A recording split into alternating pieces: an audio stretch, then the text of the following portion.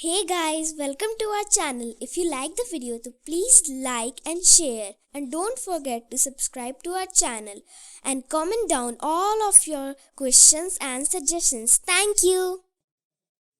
नमस्कार दोस्तों, स्वागत है आपका अपने चैनल परिचय में। दोस्तों, हमारे देश भारत की राजधानी है दिल्ली, लेकिन देश की आर्थिक राजधानी है मुंबई। तो अगर किसी भी देश को नुकसान पहुंचाना हो तो उसका सबसे आसान तरीका है उस देश की अर्थव्यवस्था को चोट पहुंचाना। और पिछले कुछ दशकों से यानी कि 1990 के बाद से आतंकवाद दुनिया भर के लिए एक नासूर बनकर उभरा है। 11 जुलाई को आतंकवाद ने हमारे देश भारत की आर्थिक राजधानी मुंबई को एक ऐसा जख्म दिया था जिसकी टीस समय के साथ साथ बढ़ती चली गई, और इस घटना को लगभग आज 16 साल पूरे हो चुके हैं। यह घटना थी 11 जुलाई 2006 की। रोज की तरह मुंबई की लोकल रेलगाड़ियां लोगों को उनके गंतव्य तक पहुंचाने की जल्दी में दौड़ रही थी। अचानक इन रेलगाड़ियों में से कुछ में एक के बाद एक कई बम धमाके हुए, और घर जाने के लिए अपने अपने ऑफिसों से निकले लोगों में से बहुत से लोग इस दुनिया से चले गए। इन धमाकों में लगभग 188 लोगों की मौत हो गई और करीब 900 से ऊपर लोग जख्मी हो गए। मुंबई में पश्चिम रेलवे की ट्रेनों में 11 मिनट के भीतर लगभग 7 धमाके हुए थे। ये सभी धमाके प्रेशर कुकर बॉम्ब से किए गए थे। पहला धमाका शाम 6:35 के आसपास हुआ था। थोड़ी ही देर में माटुंगा, बांद्रा, खार, जोगेश्वरी, बोरीवली और भयंदर के पास की लोकल ट्रेनों में भी धमाके हुए। इन धमाकों को करने के पीछे जो भी लोग थे, उनका मकसद था ज़्यादा से ज़्यादा लोगों को नुकसान पहुंचाना, क्योंकि उस वक्त लोग अपने ऑफिसों से अपने घर की तरफ निकल रहे थे, तो ट्रेनों में भीड़ बहुत ज़्यादा थी। इन धमाकों ने मुंबई की लाइफलाइन कही जाने वाली वहाँ की लोकल ट्रेनों पर भी ब्रेक लगा दिए थे। हर तरफ अफरा तफरी का माहौल था। ये सभी धमाके लोकल ट्रेन के फर्स्ट क्लास कंपार्टमेंट में हुए थे। इसके लिए आतंकवादियों ने चर्च गेट से जाने वाली ट्रेनों को अपना निशाना बनाया था, जो लोगों के आने जाने का एक बहुत बड़ा केंद्र था। और विडंबना देखिए दोस्तों कि इस घटना की जानकारी देते हुए उस वक्त के तत्कालीन गृह मंत्री शिवराज पाटिल ने कहा था कि इन धमाकों की पूर्व सूचना सरकार के पास तो थी, लेकिन उन्हें यह नहीं पता था कि धमाके कब और कहां होंगे। तत्कालीन सरकार की तरफ से आए इस तरह के बेतुके बयान का काफी तीखा विरोध भी हुआ था। विपक्ष ने शिवराज पाटिल के इस बयान को जबरदस्त तरीके से उठाया था। मुंबई की लोकल ट्रेन में धमाकों से पहले ही श्रीनगर में ग्रेनेड हमला भी हुआ था। हालांकि उस वक्त के तत्कालीन गृह सचिव ने इन दोनों बातों के बीच किसी भी तरह का कोई कनेक्शन होने की बात से साफ इनकार कर दिया था। इस दिन हुए धमाकों में सबसे अधिक जानें माहिम जंक्शन पर चर्च गेट बोरीवली के बीच चलने वाली लोकल ट्रेन में गई थी। इसमें लगभग 43 लोग मारे गए थे।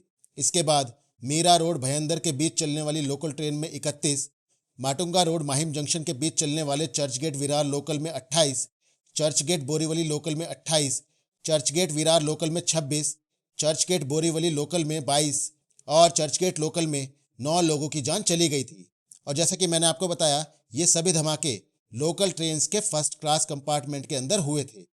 अब दोस्तों, सवाल यह उठता है कि आखिर आतंकवादियों ने फर्स्ट क्लास कंपार्टमेंट्स को ही निशाना क्यों बनाया। तो दोस्तों, आतंकवादियों का मकसद था 2002 के गुजरात दंगों का बदला लेना, और आतंकवादियों का मानना था कि जो लोग फर्स्ट क्लास कंपार्टमेंट्स में सफ़र करते हैं उनमें अधिकतर लोग गुजराती होते हैं, और इसी सोच के कारण उन्होंने फर्स्ट क्लास कंपार्टमेंट्स को अपना निशाना बनाया। चलिए दोस्तों, अब मैं आपको बताता हूं कि किस तरीके से इन धमाकों की जांच की गई और पुलिस किस निष्कर्ष पर पहुंची, किन लोगों को गिरफ्तार किया गया और उनको क्या क्या सजाएं दी गई। पुलिस के मुताबिक मार्च 2006 में लश्कर तैयबा के आजम चीमा ने अपने भावलपुर स्थित घर में सिमी और लश्कर के 2 गुटों के मुखियाओं के साथ इन धमाकों की साजिश रची थी। पुलिस का कहना है कि मई 2006 में भावलपुर के ट्रेनिंग कैंप में 50 युवकों को भेजा गया था। उन्हें बम बनाने और बंदूकें चलाने का प्रशिक्षण दिया गया था। साथ ही अगर वो पकड़े जाते हैं तो कड़ी पूछताछ के दौरान अपनाए जाने वाले हथकंडों से निपटने का भी प्रशिक्षण दिया गया था। पुलिस ने बताया कि लश्कर तैयबा ने इन लोगों को बांग्लादेश और नेपाल के रास्ते भारत में दाखिल कराया, और ये लोग मुंबई पहुंचकर 4 अलग अलग जगह पर रहने लगे। इनमें से 2 मलाड में, 4 बांद्रा में, 2 बोरीवली और 3 मुंब्रा में रहने लगे थे।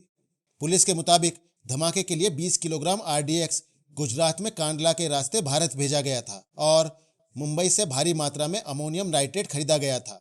8 प्रेशर कुकर सांता क्रूज में अलग अलग दुकानों से खरीदे गए थे। पुलिस का दावा था कि धमाकों से 1-2 दिन पहले ही गोवंडी स्थित एक घर में बम बनाए गए थे। हर एक कुकर में 2-2.5 किलो RDX और 3.5 से 4 किलो तक अमोनियम नाइट्रेट भरा गया था। इसके बाद ये सारे कुकर बांद्रा ले जाए गए। 11 जुलाई 2006 को अभियुक्त 7 गुटों में बटे। हर गुट में 2 भारतीय और 1 पाकिस्तानी था। हर गुट के पास एक प्रेशर कुकर था जो कि उन्होंने अखबार में लपेटकर काली थैली में रखा हुआ था। जब ये धमाके हुए उसके बाद पुलिस को इसके बारे में कोई भी सुराग नहीं मिल पाया था। आतंकवाद निरोधी दस्ते के तत्कालीन प्रमुख KPS रघुवंशी ने अधिकारियों की 7 टीमें बनाई थी और जांच में रॉ, जिसको कि R&AW यानी कि रिसर्च एंड एनालिसिस विंग भी बोला जाता है, के साथ साथ IB की सहायता भी मांगी थी। पुलिस ने मुंबई के अलग अलग हिस्सों से करीब 400 लोगों को हिरासत में लिया था। धमाके के बाद मलबे से कुकर के हैंडल मिले थे, जिसके बाद तफ्तीश ने रफ्तार पकड़ी और जल्द ही उन दुकानों का पता लगा लिया गया था जहां से ये कुकर खरीदे गए थे। तफ्तीश में पहली सफलता धमाके के 1 हफ्ते बाद तब मिली जब पुलिस ने बिहार के रहने वाले कमाल अहमद अंसारी की अपने बहनोई मुमताज चौधरी से टेलीफोन पर हो रही बातचीत सुनी।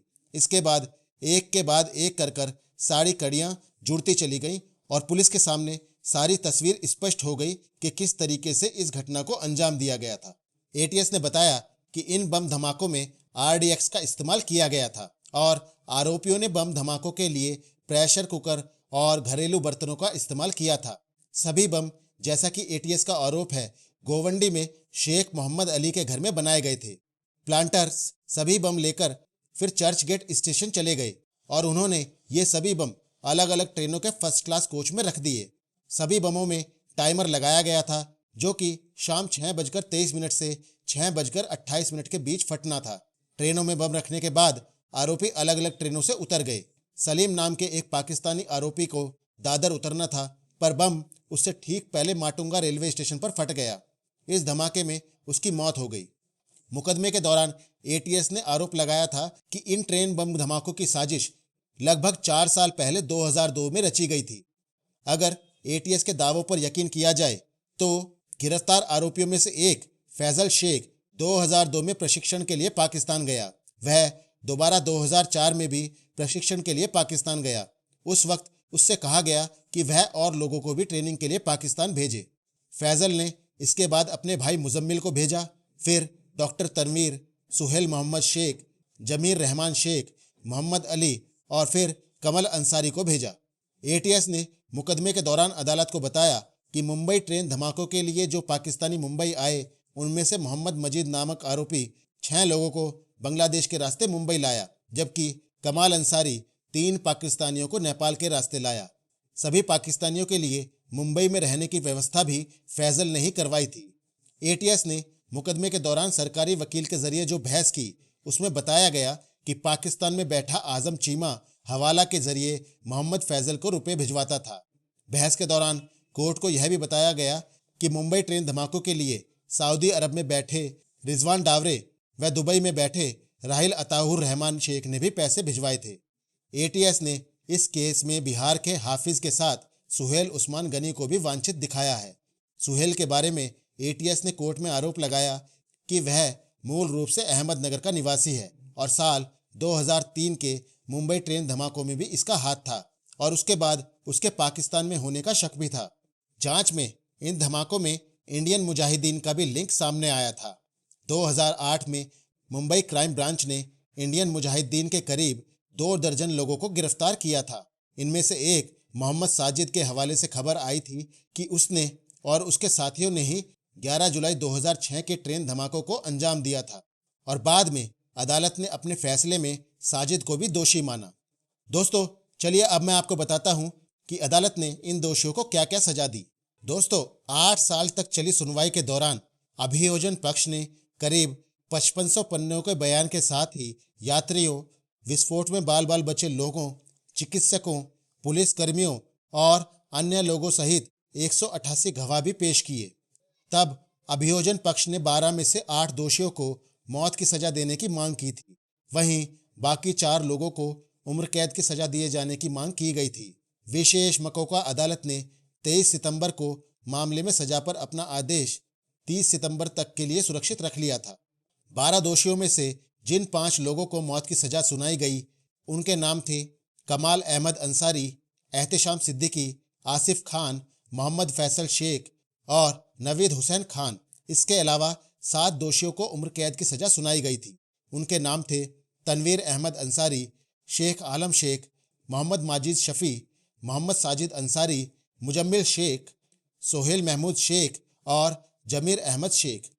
और दोस्तों, जैसा कि मैंने अपने पुराने वीडियोस में भी आतंकवाद को लेकर बहुत चर्चा की है और मैं इस बात पर जोर देता आया हूं कि सभी देशों को मिलकर इस आतंकवाद का एक समाधान निकालना पड़ेगा, क्योंकि जब तक इसकी जड़ में नहीं पहुंचा जाएगा इसको फैलने से नहीं रोका जा सकता। दुनिया के अंदर हर साल आतंकवादी ना जाने कितने बेगुनाह लोगों की जान ले लेते हैं और कितने सारे परिवारों को तबाह कर डालते हैं।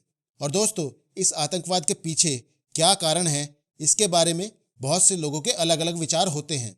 कोई मानता है कि धर्म के लिए लोग ऐसा करते हैं, तो कोई मानता है कि ये भटके हुए लोग होते हैं जिनको कि गुमराह किया गया है। कारण चाहे कोई भी हो दोस्तों, लेकिन आतंकवाद एक बहुत बड़ी समस्या है, इससे इनकार नहीं किया जा सकता और इसका एक ऐसा समाधान ढूंढना ही होगा जिससे कि आने वाले समय में बेगुनाह लोगों की जानों को बचाया जा सके। क्योंकि हमारी दुनिया में ऐसी बहुत सारी समस्याएं हैं जिनके ऊपर अभी भी काम होना बाकी है, जैसे कि गरीबी, बेरोजगारी, एजुकेशन, हेल्थ और ना जाने ऐसी कितनी ही समस्याएं हैं जिनके ऊपर अभी काम नहीं हुआ है। और इसीलिए जब इस तरह की कोई भी आतंकवादी घटना होती है तो सरकारों का पूरा ध्यान उस आतंकवादी घटना के ऊपर चला जाता है और भविष्य में भी सरकारों का ध्यान ऐसे आतंकवादी हमलों को रोकने के ऊपर ही रहता है। तो जिन संसाधनों का इस्तेमाल ये सरकारें अपने नागरिकों की जिंदगी को अच्छा बनाने के लिए कर सकती हैं, उनको उन्हें आतंकवाद के ऊपर लगाना पड़ता है।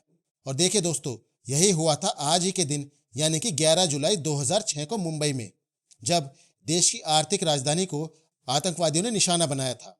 और ऐसा पहली बार हुआ था जब मुंबई की लोकल ट्रेन पूरे तरीके से रुक गई थी। इन ट्रेन धमाकों में रेलवे को कुल 28 करोड़ 45 लाख का नुकसान हुआ था। इनमें से 88 लाख रुपयों का नुकसान रेलवे के कोचों को तबाह होने से हुआ था। वहीं रेलवे को 12 करोड़ 45 लाख रुपए मुआवजे के रूप में लोगों को देने पड़े थे और साथ ही साथ बहुत सारे रुपए भी उन लोगों के इलाज के लिए देने पड़े थे जो कि इसमें घायल हो गए थे। तो सोचिए दोस्तों, इतने रुपए अगर उन लोगों की भलाई के लिए लगाए जाते जिनको कि इसकी जरूरत थी तो कितना अच्छा होता। ऐसे में लोगों की जानें तो बचती ही, साथ ही बहुत से लोगों का भला भी हो जाता।